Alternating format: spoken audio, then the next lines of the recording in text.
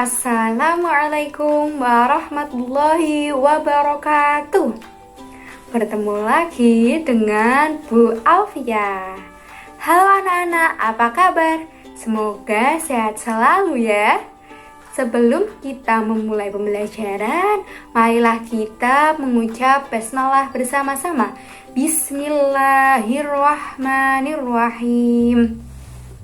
Bagaimana? Apakah kalian sudah siap belajar hari ini? Pastinya harus siap dong. Kali ini kita akan belajar tematik kelas 4 semester 2, tema 6, cita-citaku, subtema 1, aku dan cita-citaku, pembelajaran 1.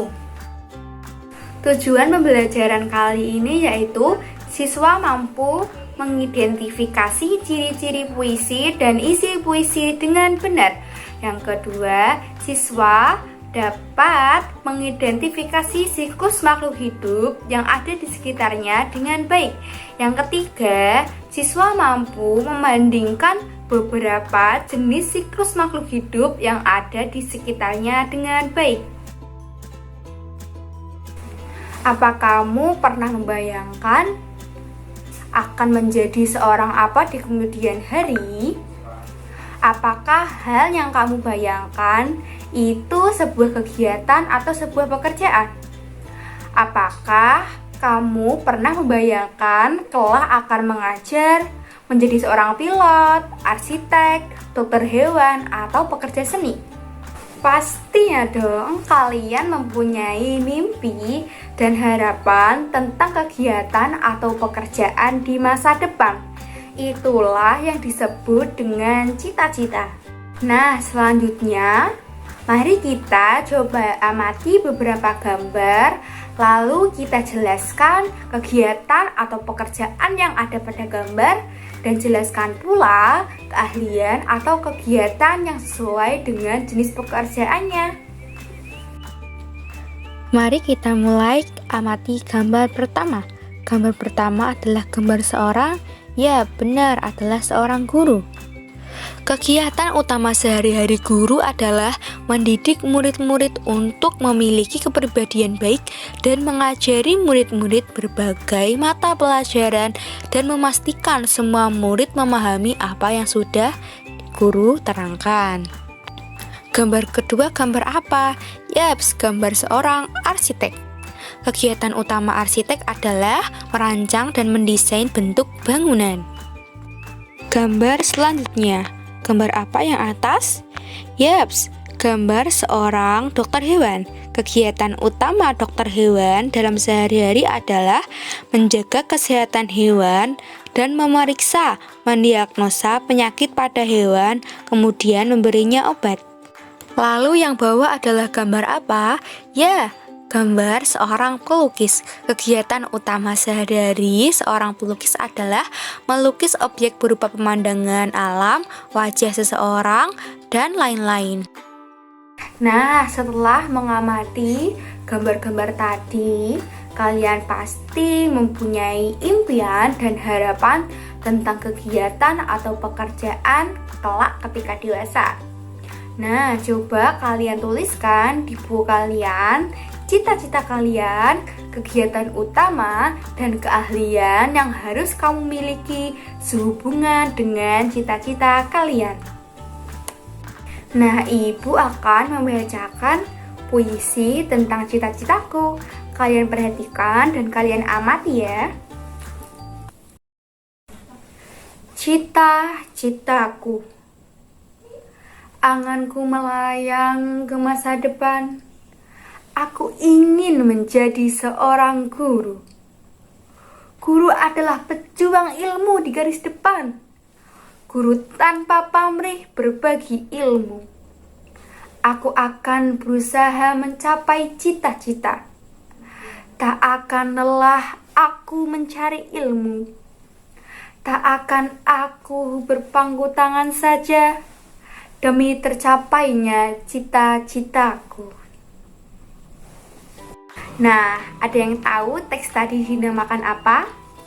Ya, betul, puisi. Coba kalian tebak judul dari puisi tadi yang Ibu bacakan adalah? Ya benar, berjudul Cita-Citaku. Coba jawab pertanyaan berikut.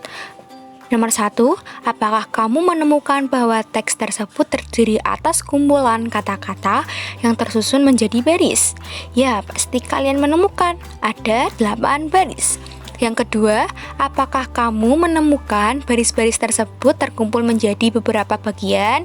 Ya, baris tersebut terkumpul menjadi 2 bagian. 3. Tuliskan bunyi vokal dari kata terakhir setiap baris.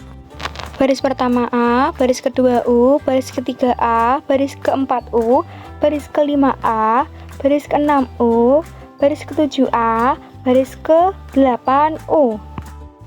Jadi, bagian pertama adalah AU, bagian kedua AU. 4. Apakah kamu menemukan keteraturan bunyi vokal kata terakhir dalam setiap baris? Ya, keteraturan akhir baris yaitu AU. Ciri-ciri puisi Cita-Citaku. 1. Penulisan puisi dituangkan dalam bentuk bait yang terdiri atas baris-baris. 2. Setiap bait terdiri 4 baris. 3. Puisi memiliki rima AB. Puisi terdiri atas bagian-bagian yang merupakan kumpulan kata-kata yang disebut baris puisi. Baris-baris puisi terkumpul menjadi bagian-bagian yang disebut bait puisi. Beberapa dari anak-anak atau bahkan semua anak-anak di sini mempunyai hewan peliharaan. Nah, coba amatilah hewan peliharaan yang ada di sekitarmu. Apakah hewan-hewan peliharaan itu mempunyai anak? Ada yang menjawab mempunyai anak pasti kan? Nah, coba kalian perhatikan gambar berikut ini. Terdapat 3 gambar. Yang pertama ada gambar induk kucing dengan anak-anaknya. Yang kedua ada gambar induk kelinci dengan anak-anaknya. Yang ketiga ada gambar induk ayam dengan anak-anaknya juga. Gambar-gambar tersebut menunjukkan bahwa ada anak-anak hewan dan ada hewan yang sudah dewasa. Artinya hewan-hewan tersebut mengalami pertumbuhan. Ada tahapan-tahapan yang harus dilalui oleh hewan itu, dari anak-anak hewan menjadi hewan dewasa. Ayo kita cari tahu tahapan-tahapan pertumbuhan hewan. Semua makhluk hidup mengalami pertumbuhan dan perkembangan. Hewan dan manusia mengalami beberapa tahapan pertumbuhan dan perkembangan dalam kehidupannya. Tahapan pertumbuhan dan perkembangan hewan membentuk sebuah siklus hidup atau daur hidup. Hewan mengalami tahapan pertumbuhan dan perkembangan yang berbeda-beda. Ada jenis hewan yang mengalami perubahan bentuk di setiap tahap hidupnya, namun ada pula hewan yang tidak mengalami perubahan bentuk pada setiap tahapannya selain bertambah besar saja. Hewan yang mengalami perubahan bentuk dalam siklus hidupnya berarti mengalami metamorfosis, sedangkan hewan yang tidak mengalami perubahan bentuk dalam siklus hidupnya berarti tidak mengalami metamorfosis. Contoh hewan yang pertumbuhan dan perkembangannya melalui perubahan bentuk atau metamorfosis adalah kupu-kupu. Perubahannya dimulai dari telur, lalu menjadi ulat, kepompong, dan akhirnya menjadi kupu-kupu. Contoh pertumbuhan hewan tanpa melalui perubahan bentuk atau non-metamorfosis hanya bertambah besar, yaitu pada sapi. Dari anak sapi tumbuh menjadi sapi muda, lalu tumbuh menjadi sapi dewasa. Di antara hewan yang mengalami metamorfosis, ada hewan yang mengalami perubahan bentuk pada setiap tahapannya, ada juga yang tidak. Hewan yang mengalami perubahan bentuk pada setiap tahapan pertumbuhan dan perkembangannya dinamakan mengalami metamorfosis sempurna, sedangkan hewan yang mengalami perubahan bentuk hanya pada beberapa tahap tumbuh kembangnya dinamakan mengalami metamorfosis tidak sempurna. Coba urutkan pertumbuhan dan perkembangan hewan berikut. Di bawah ini terdapat gambar pertumbuhan hewan kucing. Ayo kita urutkan. Pertama dimulai dari anak kucing. Anak kucing ada pada gambar tengah, maka gambar tengah kita beri nomor 1.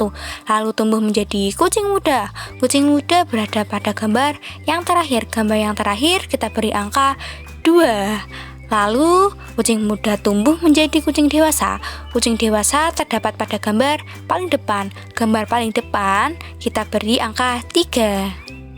Soal selanjutnya mengurutkan gambar pertumbuhan ayam. Nah, dimulai dari mana? Dimulai dari telur yang menetas. Maka gambar telur yang menetas kita beri nomor 1. Lalu setelah menetas menjadi anak ayam. Anak ayam, maka gambar anak ayam kita beri nomor 2. Anak ayam tumbuh menjadi ayam muda. Ayam muda pada gambar terakhir. Gambar terakhir kita beri nomor 3. Ayam muda tumbuh menjadi ayam dewasa. Nah, ayam dewasa kita beri nomor 4. Setelah mengurutkan pertumbuhan dan perkembangan hewan, dapat disimpulkan 1. Daur hidup kucing yaitu dari anak kucing tumbuh menjadi kucing muda, lalu bertumbuh menjadi kucing dewasa. 2. Daur hidup ayam yaitu dari telur, lalu menetas menjadi anak ayam, tumbuh menjadi ayam muda, dan tumbuh menjadi ayam dewasa. Nah, bagaimana pembelajaran kali ini? Sangat menyenangkan, bukan? Akhirnya pembelajaran kali ini telah selesai. Sebelum kita mengakhiri pembelajaran, marilah kita mengucap hamdalah bersama-sama. Alhamdulillahi Rabbil Alamin. Semoga ilmu dari pembelajaran hari ini bermanfaat. Tetap semangat belajar. Selalu jaga kesehatan. Ibu ucapkan wassalamualaikum warahmatullahi wabarakatuh.